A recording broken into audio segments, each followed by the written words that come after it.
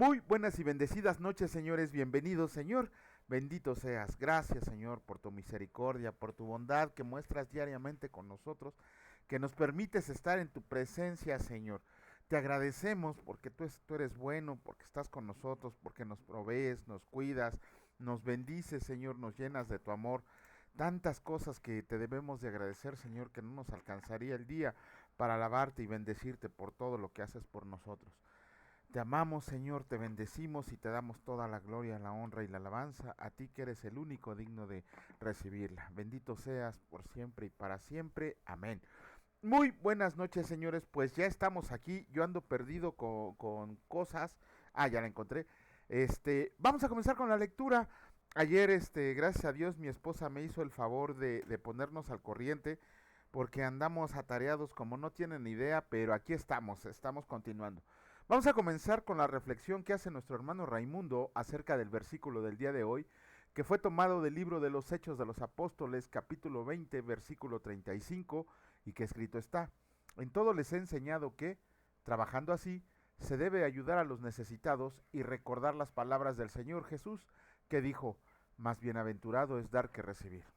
Hoy, la palabra de Dios nos enfoca a trabajar como Jesucristo vivió entre nosotros, ayudando a los necesitados, que somos todos, y nos recuerda que la actitud de ayudar es universalmente el motor que impulsa toda la vida de un ser creado a la imagen y semejanza de Dios. Nace y es ayudado.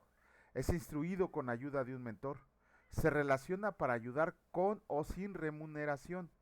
Crece ayudando para ser ayudador de otros en una sociedad. Se automotiva para ayudar con sus talentos y habilidades a todos los que puede. Ayuda a todos los que les rodean a la edificación de sus áreas de oportunidad. Y en el crecimiento de todas sus áreas enseña lo que es el concepto de ayuda y ayudar disfrutando sus logros con lo que les rodean, complementándose para disfrutar la bienaventuranza profética como escrita está: yo, el Hijo del Hombre, lo hago así. No vine a este mundo para que me sirvan, sino para servir a los demás. Vine para dar mi vida para la salvación de todos. Padre, solo suplico, abre nuestros ojos para mirar las maravillas de tu ley. Aleluya. ¡Wow!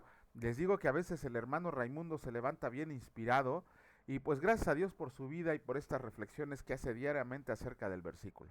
Ahora sí, vamos a comenzar con la lectura. En esta ocasión continuamos iniciamos con el capítulo 3 del libro segundo de Samuel, y escrito está: hubo larga guerra entre la casa de Saúl y la casa de David, pero David se iba fortaleciendo y la casa de Saúl se iba debilitando. Hijos de David nacidos en Hebrón. Y nacieron hijos a David en Hebrón. Su primogénito fue Amnón, de Ainam jezreelita; su segundo Kileab, de Abigail, la mujer de Nabal, el de Carmel; el tercero Absalón, hijo de Maaca, hijo de Talmai, rey de Jesur; el cuarto Adonías, hijo de Agit; el quinto Cefatías, hijo de Abital; el sexto Itream, de Egla, mujer de David. Estos le nacieron a David en Hebrón. Abner pacta con David en Hebrón. Como había guerra entre la casa de Saúl y la de David, aconteció que Abner se esforzaba por la casa de Saúl, y había tenido Saúl una concubina que se llamaba Rispa, hija de Aja. Y dijo Isboset a Abner: ¿por qué te has llegado a la concubina de mi padre? Y se enojó Abner en gran manera por las palabras de Isboset, y dijo: ¿soy yo cabeza de perro que pertenezca a Judá? Yo he hecho hoy misericordia con la casa de Saúl tu padre, con sus hermanos y con sus amigos, y no te he entregado en mano de David, y tú me haces hoy cargo del pecado de esta mujer. Así haga Dios a Abner y aún le añada, si como ha jurado el Señor a David, no haga yo así con él, trasladando el reino de la casa de Saúl y confirmando el trono de David sobre Israel y sobre Judá, desde Dan hasta Beerseba. Y él no pudo responder palabra a Abner porque le temía. Entonces envió a Abner mensajeros a David de su parte, diciendo: ¿de quién es la tierra? Y que le dijeran: haz pacto conmigo, y he aquí que mi mano estará contigo para volver a ti a todo Israel. Y David dijo: bien, haré pacto contigo, mas una cosa te pido: no me vengas a ver sin que primero traigas a Mical, la hija de Saúl, cuando vengas a verme. Después de esto envió David mensajeros a Isboset, hijo de Saúl, diciendo: restitúyeme mi mujer Mical, la cual desposé conmigo por 100 prepucios de filisteos. Entonces Isboset envió y se la quitó a su marido Paltiel, hijo de Lais, Y su marido fue con ella siguiéndola y llorando hasta Baurim. Y le dijo a Abner, anda, vuélvete. Entonces él se volvió. Y habló Abner con los ancianos de Israel, diciendo, hace ya tiempo procurabas que David fuera rey sobre ustedes. Ahora pues, háganlo, porque el Señor ha hablado a David, diciendo, por la mano de mi siervo David libraré a mi pueblo Israel de mano de los filisteos y de mano de todos sus enemigos. Habló también Abner a los de Benjamín, y fue también Abner a Hebrón a decir a David todo lo que parecía bien a los de Israel y a toda la casa de Benjamín. Vino pues Abner a David en Hebrón, y con él 20 hombres, y David hizo banquete a Abner y a los que con él habían venido. Y dijo Abner a David, yo me levantaré e iré y juntaré a mi señor el rey todo Israel, para que hagan contigo pacto y tú reines como lo desea tu corazón. David despidió luego a Abner y él se fue en paz. Joab mata a Abner. Y he aquí que los siervos de David y Joab venían del campo, y traían consigo gran botín, mas Abner no estaba con David en Hebrón, pues ya lo había despedido, y él se había ido en paz.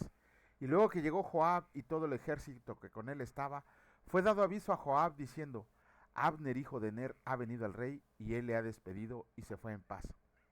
Entonces Joab vino al rey y le dijo, ¿qué has hecho? He aquí Abner vino a ti. ¿Por qué pues le dejaste que se fuera? Tú conoces a Abner, hijo de Ner.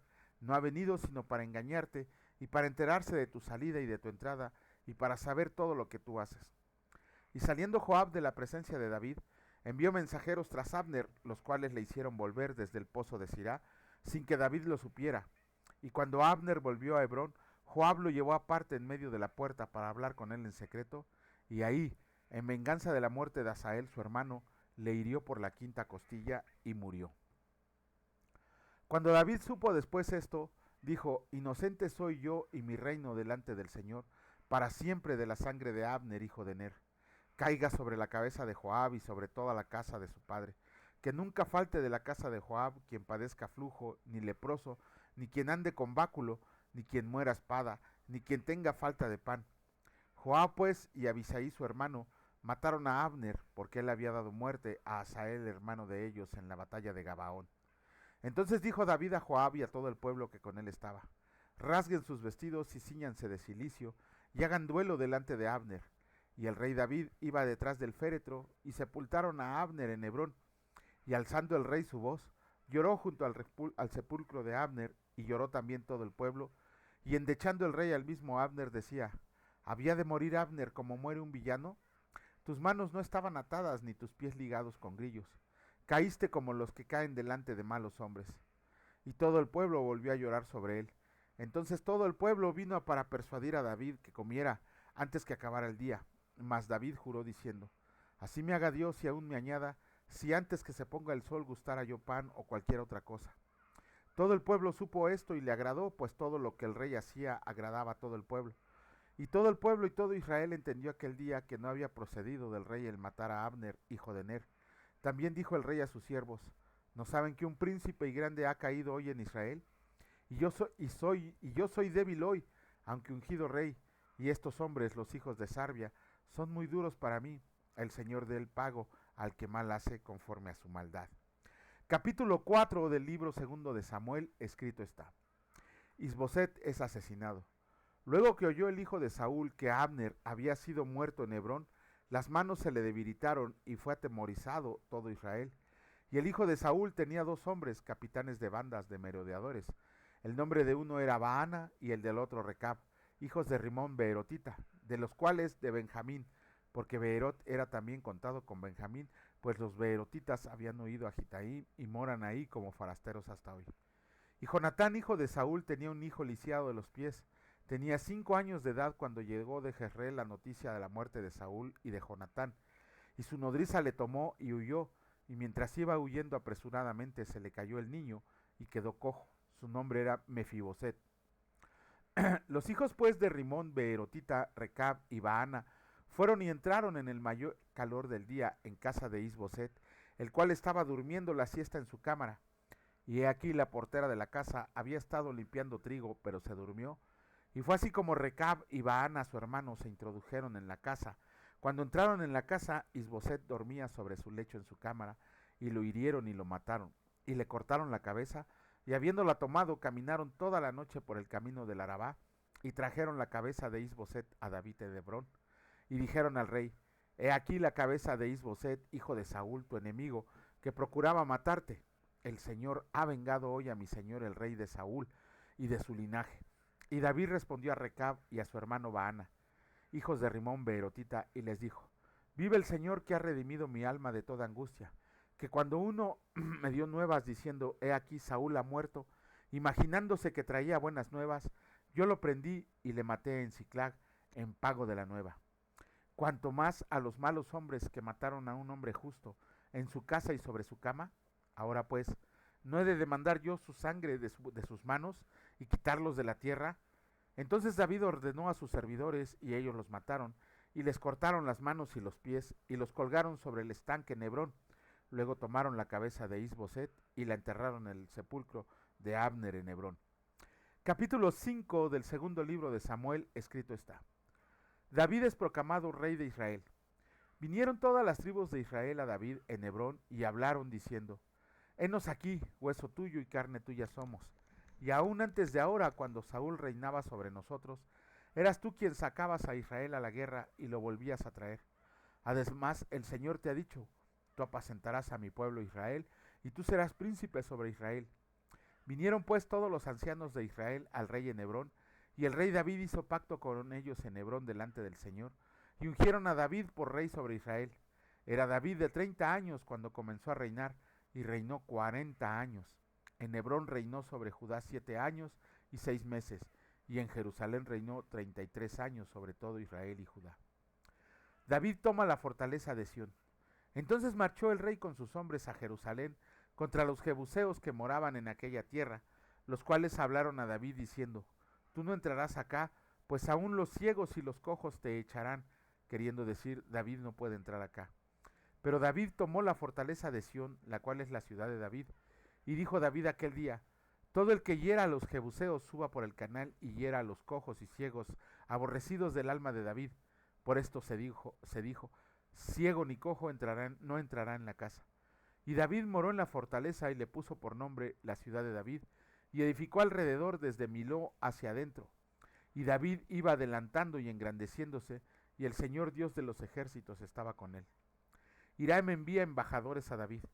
También Hiram, rey de Tiro, envió embajadores a David, y madera de cedro y carpinteros y canteros, pues los muros edificaron la casa de David.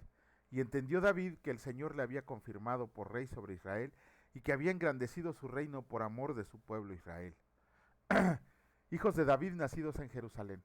Y tomó David más concubinas y mujeres de Jerusalén, después que vino de Hebrón, y le nacieron más hijos e hijas.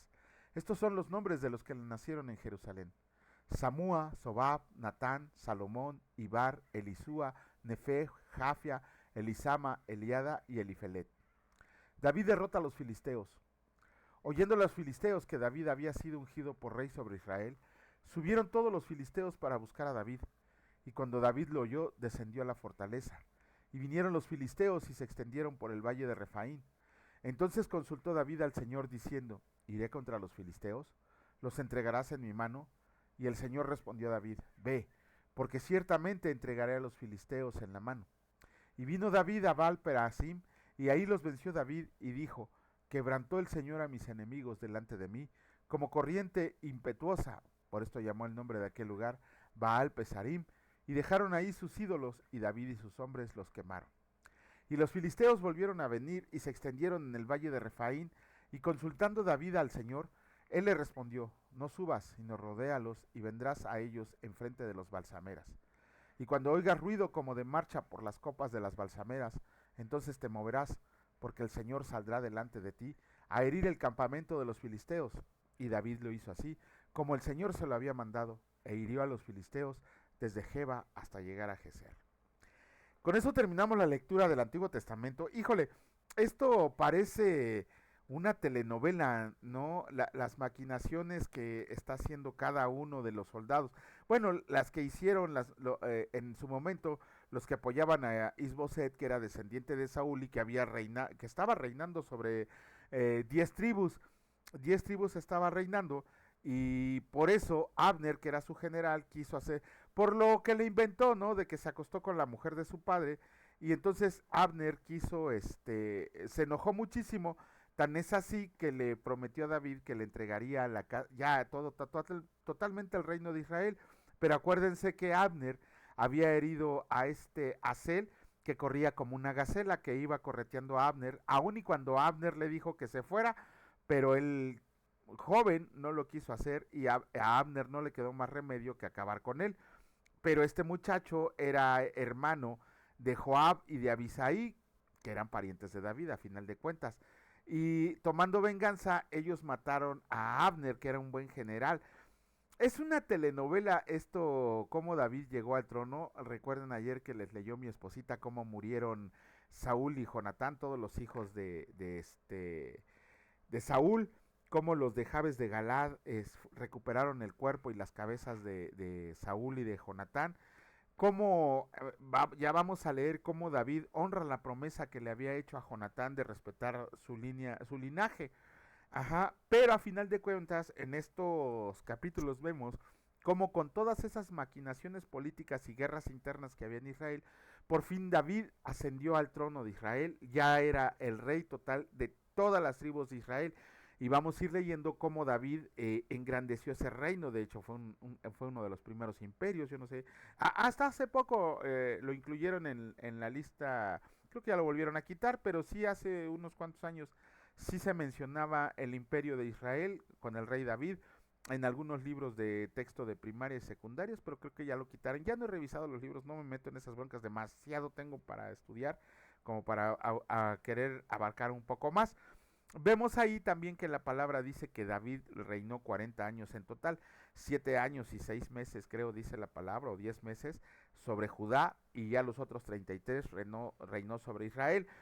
Aquí también lo que tenemos que ver es cómo David cuando empezaba las guerras siempre le pedía consejo al Señor y obedeciendo lo que el Señor le decía, porque el Señor le decía cómo tenía que ir a la guerra, y David, a pesar de ser un gran líder, un gran guerrero, un gran general, nunca salía si el Señor no le daba instrucciones y le pedía consejo acerca de hacer esa guerra. Así deberíamos de salir diariamente nosotros, no sabemos que vamos a enfrentar al mundo. Entonces decirle al Señor, Señor, dime de qué manera debo comportarme. Por eso nos dejó la palabra, por eso nos dejó la Biblia, para que cada día la leamos y sepamos cómo debemos comportarnos ante el mundo.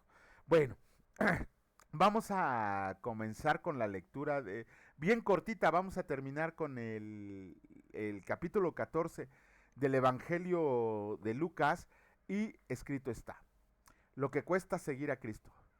Grandes multitudes iban con él, y volviéndose les dijo: si alguno viene a mí y no aborrece a su padre y madre y mujer e hijos y hermanos y hermanas y aún también su propia vida, no puede ser mi discípulo. Y el que no lleva su cruz y viene en pos de mí, no puede ser mi discípulo. Porque ¿quién de ustedes, queriendo edificar una torre, no se sienta primero y calcula los gastos a ver si tiene lo que necesita para acabarla? No sea que después que haya puesto el cimiento y no pueda acabarla, todos los que la vean comiencen a hacer burla de él, diciendo: este hombre comenzó a edificar y no pudo acabar. ¿O qué rey, al marchar a la guerra con otro rey, no se sienta primero y considera si puede hacer frente con 10,000 al que viene contra él con 20,000? Y si no puede, cuando el otro está todavía lejos, le envía una embajada y le pide condiciones de paz. Así pues, cualquiera de ustedes que no renuncia a todo lo que posee, no puede ser mi discípulo. Cuando la sal pierde su sabor. Buena es la sal, mas si la sal se hace insípida, ¿con qué se sazonará? Ni para la tierra, ni para el muladar es útil. La arrojan fuera. El que tiene oídos para oír, oiga. Híjole, el costo de seguir a Jesús. Muchos de nosotros pregonamos, decimos, nos llenamos la boca de decir que somos cristianos, que somos seguidores de Jesucristo. Bueno, nunca, es raro el hermano en la fe que he oído que diga que es seguidor de Jesucristo, y mucho menos que diga que es discípulo de Jesucristo, aunque en el gran mandamiento, como lo leímos en Mateo 28, dice que nos tenemos que hacer discípulos y hacer discípulos a todo el mundo. Entonces es raro de verdad el que quiere ser discípulo. Muchos se conforman con decir: ya soy cristiano porque soy de Cristo, pero no leen, no ayunan, no oran, no sirven, no evangelizan, ¿cómo se llama? no enseñan, o sea, son tantas cosas las que tenemos que hacer. Por eso Jesucristo menciona aquí, la palabra menciona el costo de seguir a Jesús. El Señor Jesús no te va a pedir que abandones a tu familia, no te va a pedir que dejes a tus hijos, no te va a pedir que dejes a tu esposa, como muchos pastores o pseudocristianos lo han hecho, dejar a su familia e irse a buscar otra, así de fácil, simple y sencillamente. Lo que quiere decir el Señor Jesús es que a Él lo tenemos que tener en primer lugar, encima de todo. El Señor Jesús nunca, nunca te va a pedir que abandones a tu familia. Al contrario, la palabra dice que si tu esposa es inconversa, con tu actitud la tienes que llevar a los pies de Cristo. Lo mismo para la esposa con su actitud tiene que llevar a su pareja a los pies de Cristo. Sin embargo, sí tenemos que ver que cuando nosotros aceptamos a Jesucristo renunciamos a todo, absolutamente a todo. No solo renunciamos a lo malo, también renunciamos a nuestra vida, renunciamos a nuestra familia, renunciamos a nuestras posesiones. Muchas veces inclusive el Señor nos va a pedir que renunciemos hasta el trabajo que estamos realizando, porque no es el trabajo que quiere para nosotros como hijos de Dios. Sin embargo, tenemos que pensar que jamás nos va a dejar solos. Muchos piensan, es que si dejo mi casa, es que si dejo mi familia, es que si dejo mi trabajo, ¿qué va a ser de mí? Entonces no eres discípulo porque no confías en Dios. Cuando el Señor te dice claramente por medio de la lectura de su palabra, por medio de todas las señales que nos muestra en la lectura, en la Biblia, y comprendes cabalmente que es una orden del Señor, es ahí cuando tú dices, sí, o sea, yo no tengo nada, todo le pertenece al Señor, nuestra palabra de ser, todo le pertenece al Señor. Aquí no tenemos nada nosotros porque es el Señor el que nos los ha dado para administrar. No nos los ha dado para que estemos ahí nada más sentaditos viendo qué va a pasar con cada uno de nosotros. Nos los dio para administrar su creación, para administrar lo que nos está dando. Eso es lo que tenemos que comprender. El Señor no nos los da para que estemos ahí nada más. Ay, somos bien bendecidos por el Señor. No, el Señor te está dando, pero para que compartas, para que lo utilices para el beneficio del reino del Señor. Eso es para que lo que nos da todo. También cuando te dice el Señor el que no deja a su padre, a sus hermanas, a su madre, a su familia, otra vez, que no se entienda como que, es que el Señor me pidió que abandonara a mi familia porque me voy a ir a evangelizar. Eso es una total mentira. El Señor nunca te va a pedir que abandones a tu familia. Al contrario, el Señor te va a exigir que cumplas con tus obligaciones como proveedor, como hombre y como administradora de la casa, la mujer. Eso es lo que el Señor sí va a demandar. Entonces, estamos viendo que no es así tan fácil como muchos piensan que es de decir, yo voy a volverme cristiano. Si supieran la verdad cuál es el costo de seguir al Señor, créanme, muchos no le entrarían, ¿no? Por todo lo que viene para aquellos que hemos decidido convertirnos verdaderamente en discípulos de Cristo. Bueno, con eso terminamos la lectura del día de hoy. El día de mañana, si Dios lo permite, les soy sincero, va a ser bien difícil que podamos transmitir mañana. Porque como les comentaba ayer mi esposa, gracias a Dios, tengo trabajo, mucho trabajo. Mañana tengo una audiencia muy pesada a las 4 de la tarde que probablemente no llegue a tiempo. Y si llego a tiempo, nos tenemos que ir al seminario bíblico mi esposa y yo. Entonces, probablemente sea muy difícil que podamos transmitir, pero el sábado sí nos estaremos poniendo al corriente. Señor, bendito seas. Gracias, Señor. Gracias porque nos provees diariamente. Gracias, Señor, porque por tu soberana elección nosotros fuimos elegidos. Nuestra fe, tú mismo nos las diste, Señor.